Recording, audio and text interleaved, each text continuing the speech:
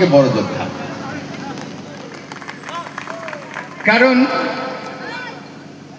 পবিত্র আর নিঃস্বার্থ মনে সেই ভাব নিয়ে যে মানুষগুলো আমার সামনে বসে আছে, তারা প্রত্যেকজন মানুষের ব্যথা বোঝে, মানুষের কষ্ট বোঝে, মানুষের জন্য যে কাজটা করতে হবে, রক্তের প্রয়োজন, তারা সেটা বোঝে।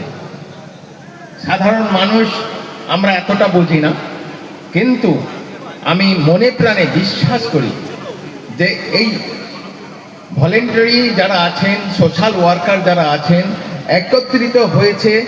আমি মাইকের মধ্যে শুনতে পেলাম 23টা জেলা নাকি এখানে এসেছে।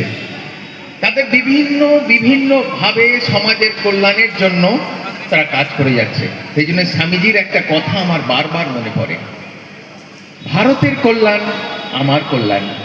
আর বলো দিনরাত, হে গৌরীনাথ, হে জগদম্বে, আমায় মনুষ্যত্ব দাও মা, আমার দুর্বলতা কাপুরুষতা দূর করো, আমায় মানুষ করো।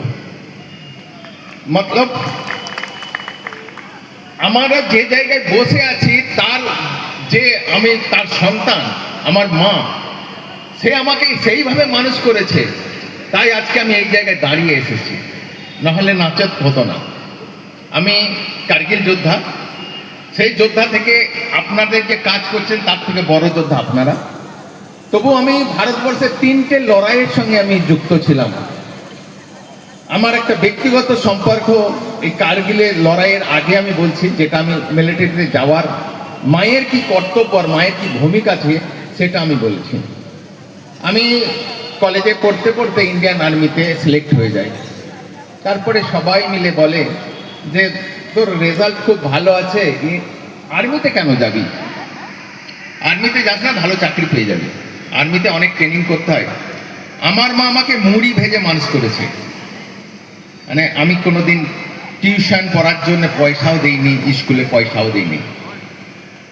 যখন আমি মাকে বলেছি যে মা, সবাই বলছে, আমার স্যারও বলছে ভালো চাকরি পেয়ে যাবো, তোমার বয়স বেড়ে গেছে, এখানে কোনো চাকরির ব্যবস্থা হয়ে যাবে, তা মা তখন একটা কথা বলেছিল যে একটা মায়ের জন্য তোকে জন্ম দেইনি, দেশ মাতার জন্য দিয়েছি।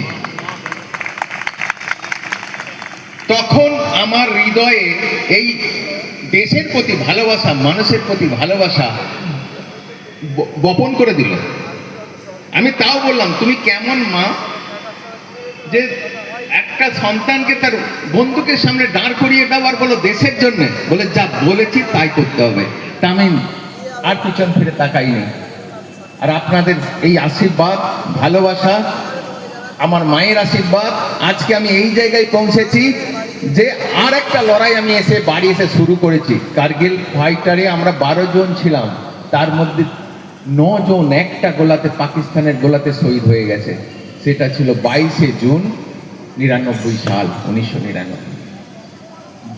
মানে 12 জনের মধ্যে 9 জন চলে গেল আমার চোখের সামনে। মানে আমি যখন চোখ খুলে দেখেছি, মাটিতে পড়েছিলাম, আমি যখন দেখছি তাদের শরীরগুলো ছিন্ন বিচ্ছিন্ন হয়ে গেছে। কিছুক্ষণ আগেই আমাদের সাথে তারা ঘোরাফেরা করেছে, কথা বলেছে, কিন্তু তাদের জীবনটা এমনভাবে চলে যাবে, আমার পড়শি, মানে আমার যে পড়শির গোলাতে এইভাবে চলে যাবে আমি ভাবতে পারিনি। তোর বাড়ি এসে যখন রিটায়ার করেছি, একটাই ছিল, চাকরি করব না, মানুষের জন্য সেবা করব। আমি ওই জায়গা থেকে ফিরে এসেছি। কে ফিরিয়ে দিয়েছে? আমার সেই মায়ের ভালোবাসা, মায়ের আন্তরিকতা আর সবাইয়ের আশীর্বাদ। সেই জন্য আরেকটি স্বামীজির কথা বলছে, জীবনটা খুব ছোট, জীবনটা খুব ছোট, পার্থিব অহংকার হলো দুদিনের, একমাত্র তারাই বেঁচে থাকেন।